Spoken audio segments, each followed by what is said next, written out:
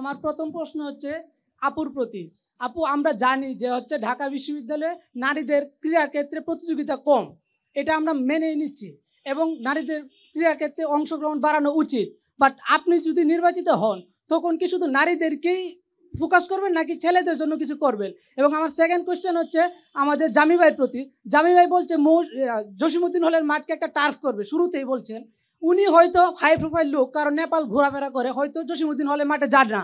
আমরা যারা হলে থাকি শুধু ওই 4টা হলেই না, মহসিন হল, সূর্য সেন হল সহ সবার একটা সন্ধ্যার পরে আড্ডার স্থল হয় জসিমউদ্দিন হল মাঠ। এই 4টা হলের মাঠের পোলাপানদের সন্ধ্যার পরে আড্ডার জন্য আপনি কি মানে উপরে কোনো ছাউনি নির্মাণ করবেন কিনা যে জসিমউদ্দিন হল মাঠকে টার্ফ মাঠ? রিপনকে ধন্যবাদ। আগে প্রশ্ন করেছেন মালিহার কাছে, আমরা মালিহার প্রশ্নের উত্তরটা নেই আগে।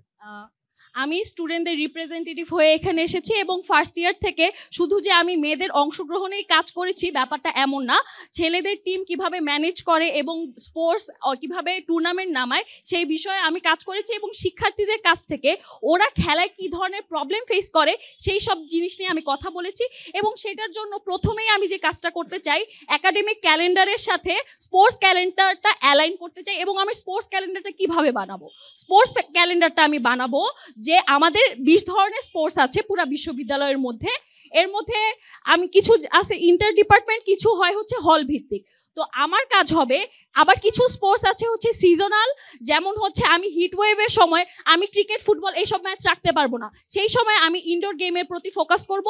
যখন উইন্টার থাকবে তখন বাস্কেটবল টুর্নামেন্ট যেন ইন্টার ডিপার্টমেন্ট আয়োজন করা যায় এবং হ্যান্ডবল, ব্যাডমিন্টন, ভলিবল, হকি এই ধরনের খেলা, শুধু গদবাদা ফুটবল আর ক্রিকেট ছাড়াও আমাদের বিশ্ববিদ্যালয়ে ওই সব স্পোর্টসও যেন করা যায় সেই বিষয়ে হচ্ছে আমি কাজ করব। এবং এছাড়া একটা ব্রেক রাখবো, আমাদের শিক্ষার্থীরা যারা হচ্ছে এখান থেকে বাইরে গিয়ে আমাদের বিশ্ববিদ্যালয়কে রিপ্রেজেন্ট করে ইন্টার ইউনিভার্সিটি ম্যাচ খেলে, তাদের জন্য যেন একটা গ্যাপ থাকে যে ওই গ্যাপে তারা পার্টিসিপেট করতে পারছে। এবং এছাড়া আমাদের ওয়াটার পলো যেই গেমটা হয় সেই গেমটা এবং সিজন এবং ইন্টার ডিপার্টমেন্ট আর হল ভিত্তিক আলাদা আলাদা করে স্পেসিফাই করে একটা ক্যালেন্ডার তৈরি করব। জামি ভাই কোশ্চেনটা আবার একটু ক্লিয়ারলি। জসিমউদ্দিন হলের, আপনি জসিমউদ্দিন হলের মাঠকে টার্ফ করবেন।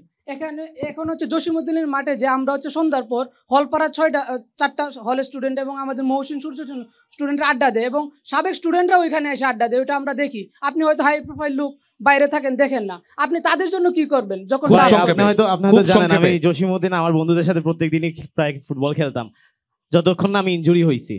And coming back to your second question, সেটা হচ্ছে আমার এইভাবে গ্লোরিফাই বা অথবা ডিমেইন করার কিছু নাই।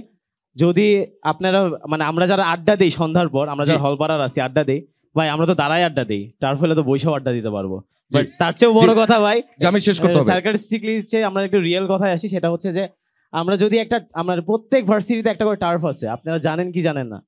সো এটার ছাদের ব্যবস্থা তো দূরের কথা, মানে আমরা একটা ফ্যাসিলিটিস তৈরি করতে চাই।